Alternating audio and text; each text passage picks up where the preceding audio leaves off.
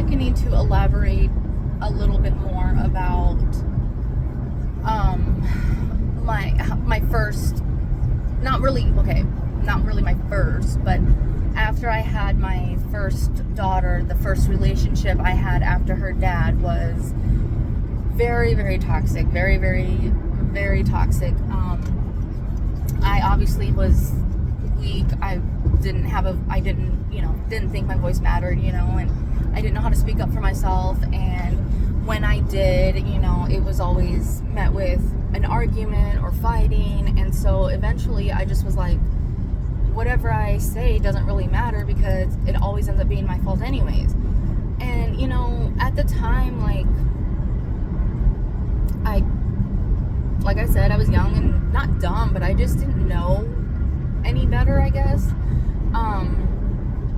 And it was, I stayed too long. I know that now. I mean, obviously I've come to that realization a while ago, but I know that I definitely stayed too long, and it's a trauma bond. It's real. It sucks, and people have it. People have it, and they go through it. And it's good to I've healed. I've done a lot of work to get to where I'm at. Mentally and emotionally, after a lot of stuff. Yes, I still have a lot of work to do, but but I'm working on it. That's what matters. But the relationship was very toxic, financially abusive. I could not go anywhere without them. I could not, and if I did, I obviously had my daughter, and if I didn't, I had to go with them, or I had to wait until they could go with me.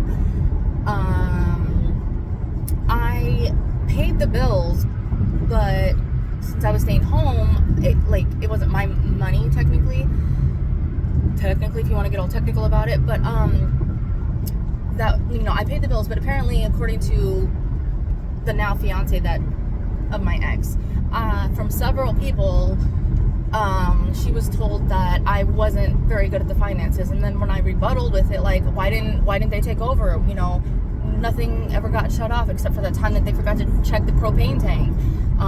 Nothing ever got, sent to collections. So again, show me and let me know how. And again, nothing. Because again, I wasn't the one that was not financially responsible. They wanted to go to the bar, and I of course would stay home. And they would go to the bar, and we'd only have $107 or something to last us another however freaking long, a week, 2, or maybe 4 days, I don't know. And instead of not going and saving it or keeping it, no, they'd be like, oh, we'll just go negative in the account, and then when my check comes, it'll just take care of it. Okay, whatever, but yet I was I wasn't very financially responsible. Anyways, so there was that, and then if I did go anywhere, it was with a family member of theirs, or them, or people that I guess could report back to them somehow, some way, if needed. I guess I was talk of the town for a while because I was sleeping with so many different people and blah blah blah blah blah, and I'm like, well, I don't remember these instances, so whatever. Show me some proof. I don't know what to tell you people. So yeah. And not to mention, their family members would drop by randomly. Small town, everybody, knows everybody, and everybody, is either related or grew up or, something with them. So we didn't really lock our doors. We would go in and out. You could walk the whole town in probably an hour if you, kept a good pace and didn't stop every, 30 seconds. So we didn't lock the doors. And their mom would drop by, their grandparents, like, just randomly knock on the door and then come in, which I didn't mind at all. That's why I had door pants. And if you don't know what those are for the people who don't like to wear pants in the house, but they wear like a t-shirt and like an oversized t-shirt and undies or whatever. I wear a shirt and my underwear and my slippers or my Crocs, which probably looks really silly, but it's comfy. So door pants. I have door shorts or door pants. So if somebody comes to the door, I can put them on really fast and I won't be caught in my chonies. Has that happened before? Yes. Yes, it has. And it was, yeah. So again, if I was doing what I was supposedly doing, wouldn't that may have been like, I don't know, walked in on or seen, I guess, by someone? I don't know. I've never saw any proof of anything that I was accused of doing. So then of course we would fight, and then for some reason they just had some issue with my daughter's dad. I really think that they just were so upset that that her dad was like maybe my first love, like, and they knew that I still loved him and blah blah blah. But like, he was my high school sweetheart. I have his first child. He has two, but I have his first one, and you know, her half sister's mom has his last one, and it's like it's anyways. So I don't know.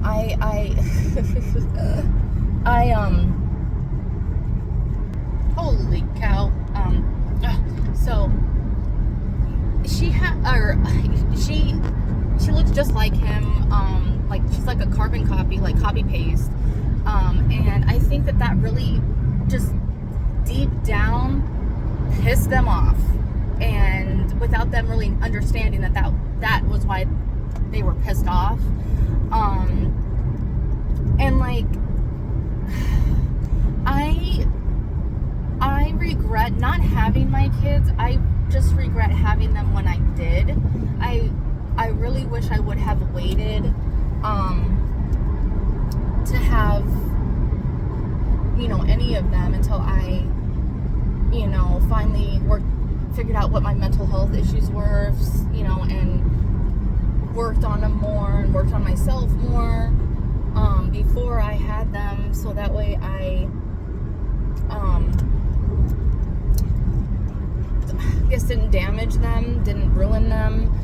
I'm not saying that any of my kids are damaged or they're ruined, because they're not. It's just with my oldest, I was young. I was financially dependent on this person. I had no family where I was at with them, that like blood family, besides my daughter.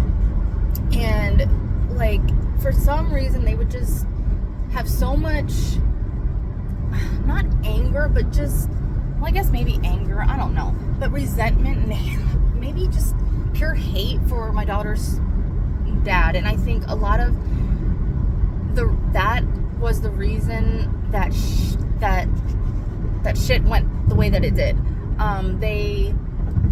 I just remember times where, like, my daughter was, I don't even remember, honestly, doing something, being a kid, like toddler, I don't even remember, honestly. My brain has been so effing damaged from shit that I really cannot remember the dates, the years, or, you know, how old she was. And I feel horrible for not being able to remember, but I have had so much trauma from then and now, because she's 16, that I don't quite remember the year. I don't remember how old she was.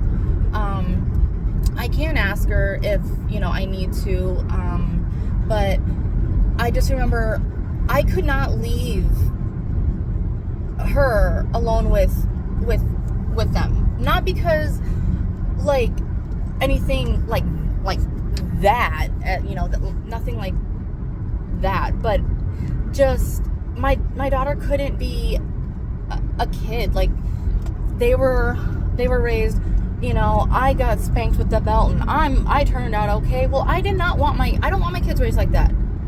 I wasn't raised with a belt. I was raised with being, like, well, berated and screamed at. Not really raised, because technically, my mom was gone a lot, and I spent a lot of time with my friends' families. So when I was at home, it was just a lot of yelling and, being treated like shit because of my brother.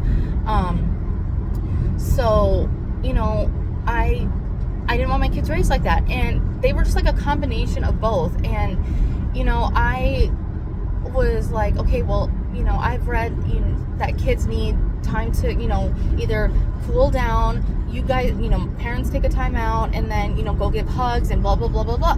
So that's how I was trying to parent my oldest, and they just completely took over by, again, weakening me, by breaking me down, and, making me completely dependent and whatever. And so, like, my daughter would be doing something totally, like, harmless, like, it wouldn't have caused any damage, it wouldn't have broken any bones, it wouldn't have killed or murdered anybody, and it would not have killed herself. So it was really no reason to get, like, all pissy. But their anger switch was, like, super fast, super quick about every fucking thing. Even with me, it was fucking annoying. It was like walking on eggshells. And, like, they would, she would start crying or something, and I don't even know, but it would somehow turn into, my daughter would be sent to her room because me and they were arguing, or me and them were arguing, and back and forth, and, she'd go to her room because, go to timeout, and I would start going back there to talk to her and figure out what, what's going on, and, whatever. So, and they would block me from going to console her.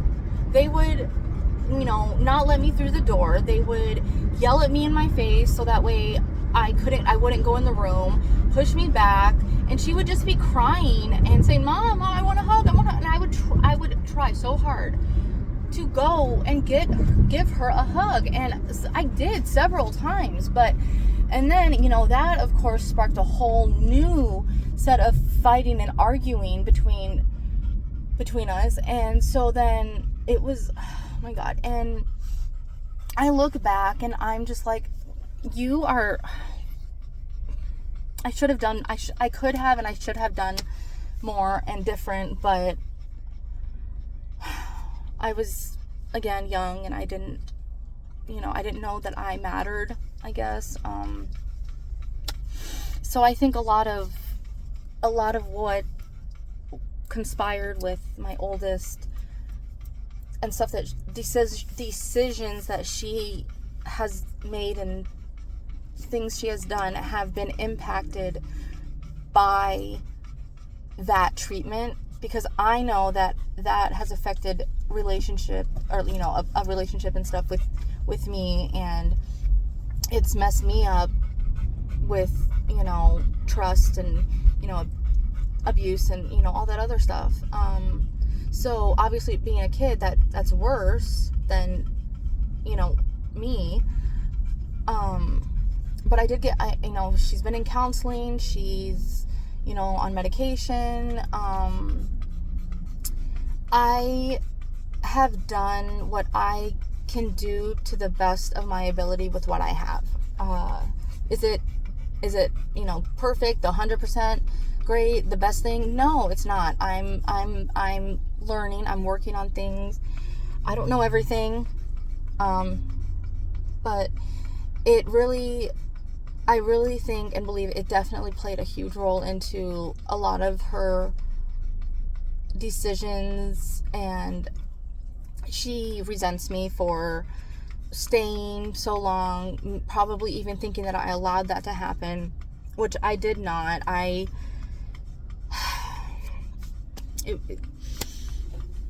If I would have had the cameras in my house like I do now. Like, I remember calling Papa and, you know, Grandma and be like, can you please come get me and her? They, like, just won't leave, like, stop yelling, and we're arguing. And so they'd come from, you know, 10-15 minutes out of town where their house was into town and pick her and I up, and I take my dog and whatever, because there were so many times that they would threaten to throw out my animals outside. And my animals are like my babies. Well, they are my babies, but like, and they knew that would hurt me, so I always would be like, well, I can't, you know, leave them there too long without me. And it was just a lot. And I mean, if I could go back and change a lot of things, I would. And so ending with that will lead into my oldest running away from home to be with a much older man who almost sex trafficked her. It was very traumatic. It still is. That's what I'm saying. Like, I went from crappy childhood, my son passing away, to my daughter almost dying from COVID and running away, almost being trafficked. There's no way this is my life. Like, seriously, there's just not. But I'm gonna end with, I love my daughter. I do. I do not regret having her or any of my kids. I do wish I would have waited. Lesson learned. Can't go back. All I can do is work on things that I know I can work on and need to work on for now. And I guess I will try to make the next video soon about the whole running away shenanigans, because I'll have to see if I can find her letter that she left on her bed when she ran away, because oh man. Yeah, so I guess watch it or don't, stay tuned or don't, I don't care.